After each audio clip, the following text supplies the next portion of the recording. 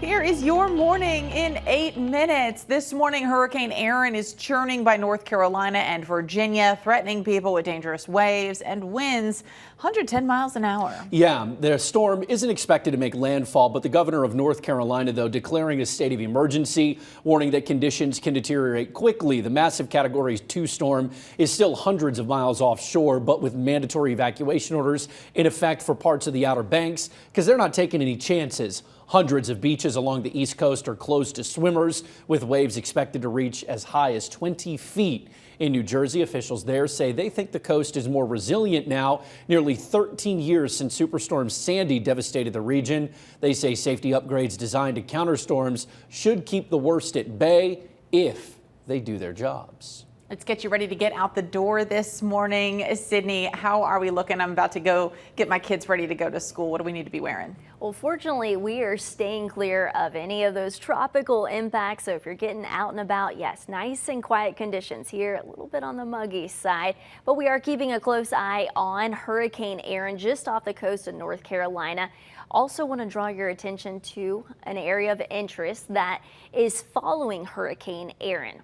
Highlighted in red has a pretty good chance that we will see further development by the weekend. And following this, we also have this area highlighted in orange, still projected to also follow this same trajectory. So lots to watch in the coming days, but fortunately here at home, things are calm and quiet for the time being until we see some impacts from a strong cold front that will bring us relief ahead for us. I'll have a closer look at that in just a few minutes. Things finally picking up in the Atlantic. Sydney, appreciate it. All right, we highlighted it yesterday, but we can't stop talking about it. One of the biggest budget savers in East Tennessee gets underway officially today. It's the Picky Chick consignment sale, and it is, again, coming back, like Will said, today. So whether you're shopping for back to school or stocking up for the holidays, a lot of people at the Expo Center this weekend looking for those deals. The sale is open today, 10 to 8. Same deal tomorrow. Saturday, though, 9 to 3 for the half-off sale. Friendsville Elementary School principal is now cleared of any wrongdoing. Yeah, the Blount County Sheriff's Office clearing Stan Painter after its investigation. The Sheriff's Office began investigating allegations of potential misconduct involving Painter last week. Both the department and the Attorney General concluded that the allegations were unsubstantiated. No word on exactly what those allegations were. Now, Blount County Schools says Painter can return as principal immediately. They say he is a highly respected educator, admired by colleagues, families, and students. Blount County Schools also described Painter as a pillar of the Friendsville community. And more people deciding against adding fluoride to the water in parts of East Tennessee. The Board for Tellico Area Service Systems voted yesterday to remove the mineral from its water.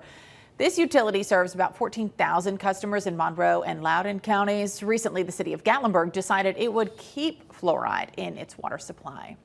After weeks of tension, the Republican-controlled Texas House of Representatives clearing a big hurdle. Yeah, it voted yesterday to advance a redistricting plan that favors the GOP. The new map pushed by President Trump positions Republicans to pick up 5 additional seats in the House in the upcoming midterm elections. Texas Democrats say they intend to fight this redistricting plan in court.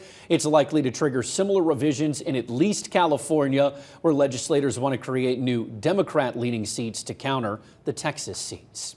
Now, the president is increasing his pressure on the Federal Reserve. This is central bankers from around the world gather in the U.S. today. Federal Chair Jerome Powell is giving the keynote speech today. Analysis suggests that he may signal a modest rate cut given labor market concerns. Trump wants him to be more aggressive and says Powell should resign. But now he's saying the same thing about the Fed Governor Lisa Cook. She is a Biden appointee who voted against recent rate cuts. A member of the Trump administration alleges that she may have committed mortgage fraud by naming 2 primary residencies.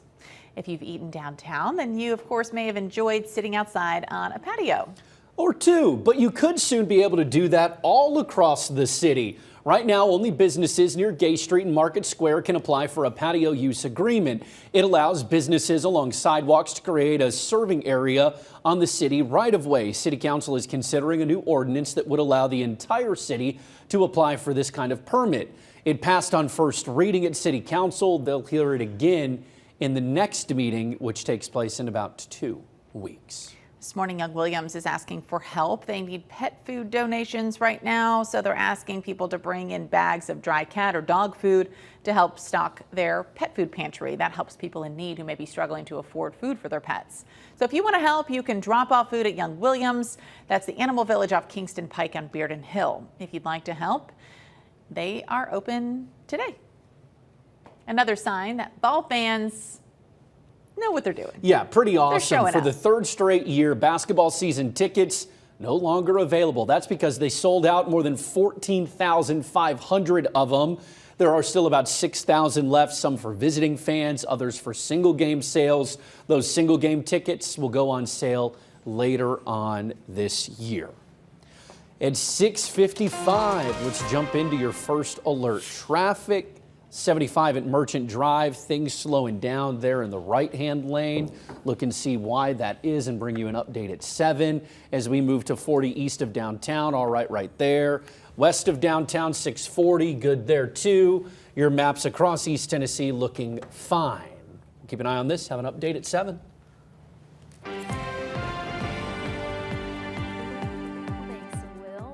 Looking ahead to some changes headed our way. As of right now, mainly dry, patchy fog and cloud cover will make way to a mix of sun and clouds. There will be a chance for a few of these isolated showers and storms, pretty much like clockwork, right during the prime heating of the day. So temperatures will top out into the upper 80s, feeling more like the lower 90s. So a steamy day ahead for us.